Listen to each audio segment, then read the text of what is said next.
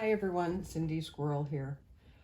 Well, I thought I'd better do a video. I was going to do it later on in the summer after my herb garden is up and I can show you the different herbs and what to do with them. And then I thought, but what if money is a constraint for you, and this will give you time to prepare for when the herbs are actually out, because it could be costly for newbies to start this. I've been doing this for 10 years. I have 10 years experience with this.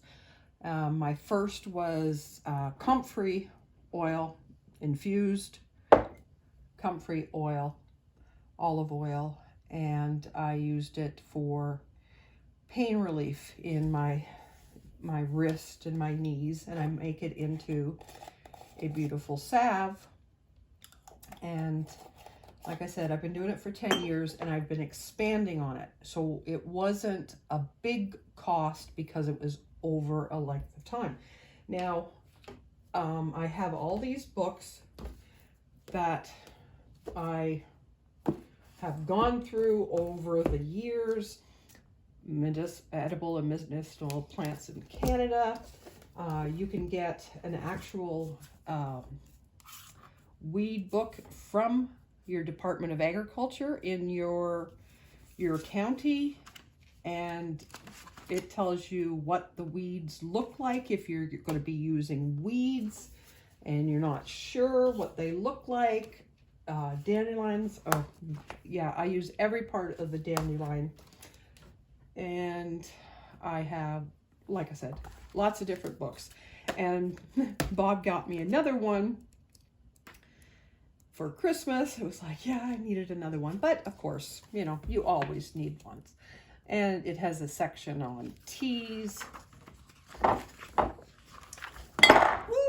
on tinctures, on oil infusions, vinegars. So they all do your research of what you have planted and what you're going to do with it.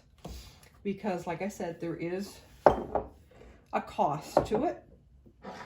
And so here is my tinctures.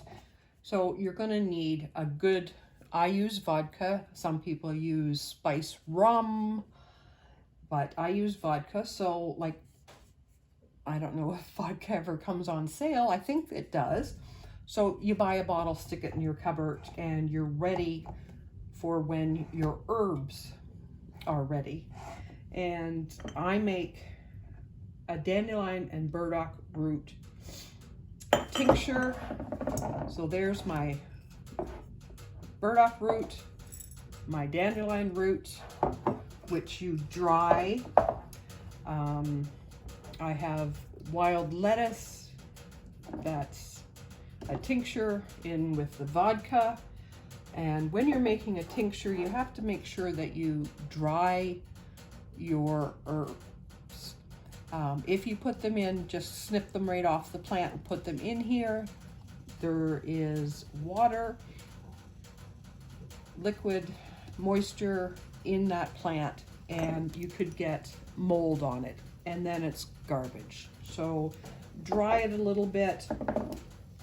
Another expense is if you were going to make the salves, like I showed you the salves that I make. Now, in preparation for making a salve, you first have to have your, I use extra virgin olive oil, and that right there could be expensive, but I got it on sale at $8 for a liter. And with the olive oil, you put your herb in. Now these have already been infused. When you're using olive oil, it's an infusion. So this has a D on it, so it was dandelion that I put in there. Cover it with the olive oil and put it in a dark cupboard, shake it every once in a while, and it could take a month or whatever to get it to that point. And then after you have it at that point where you've taken your dandelion out, now you have the infused oil. And then from there, then you have this expense. So we have our beeswax. So if you see it at a farmer's market or something, pick it up. Coconut oil. So if it comes on sale, get a big tub of the coconut oil.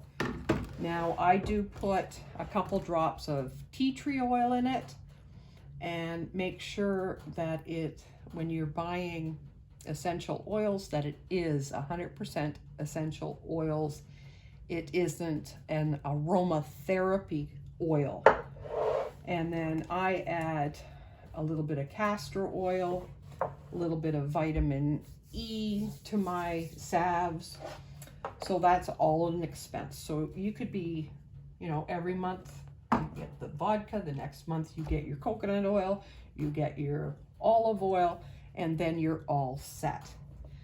So with the burdock root, you see that I do have it in the vodka for a tincture, but I could make a decoction out of this.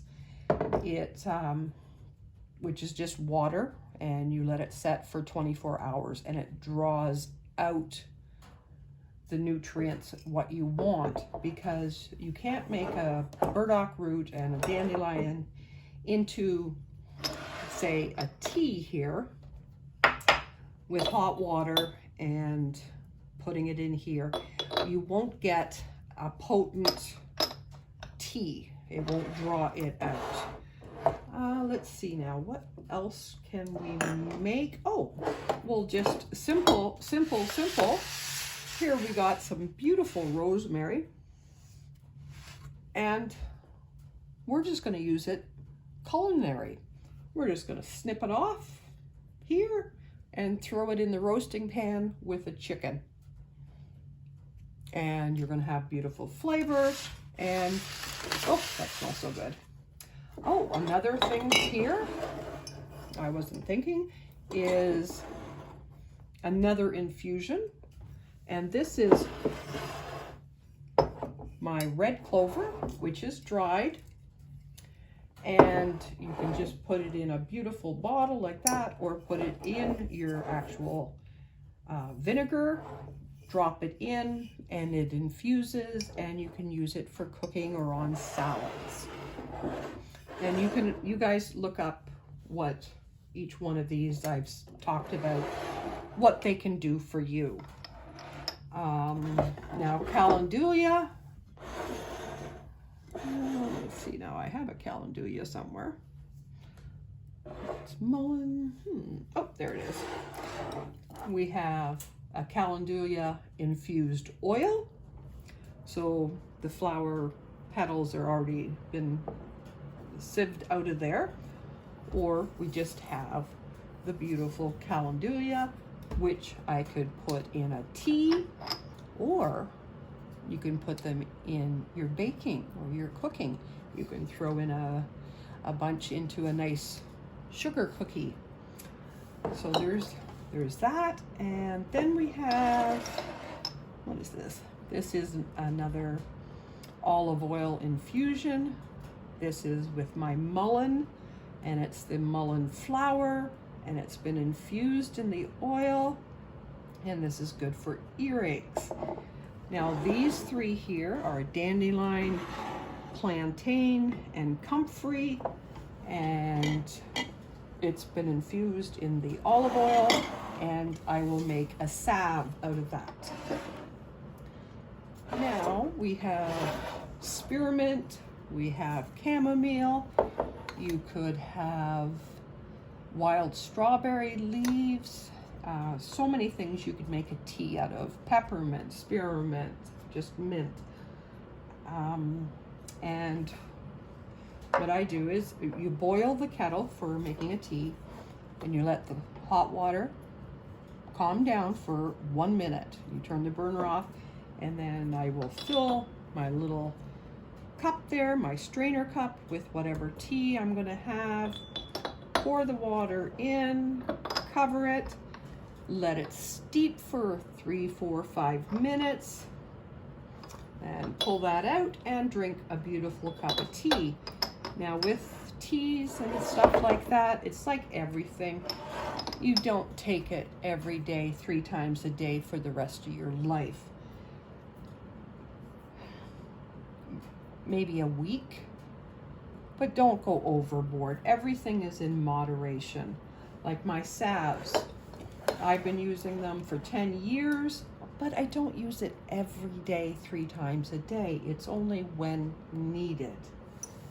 But I really think that to get prepared, to stock up on the essentials that you're going to need, maybe get a few books. Books are a little bit better than watching someone's YouTube videos, because you don't know if the information is right on YouTube or Google. Just like what I'm telling you could be total crap. But it isn't. But it could be. And don't listen to anything I say, because I'm not a doctor. I'm just telling you what I do. But research it. You have, and for your seeds, you know, you're maybe going to get them in July or August. You're going to get that plant to use. So you've got lots of time to read up on it and to prepare and get the staples that you need to make your earache remedy or your salve remedy or your painkiller, which is the wild lettuce and vodka, or your little shot of vitamin C in vodka here for when I feel like I'm getting a cold. But there is so much information out there, and I truly believe that God gave us everything we need for us and our health. So God bless everyone, and I love you all, and I hope this didn't overwhelm you, and I hope I said it in a manner that you understand. And if you don't, feel free to comment down below and I can help you. I can walk you through this. But hope this helped. Love you all.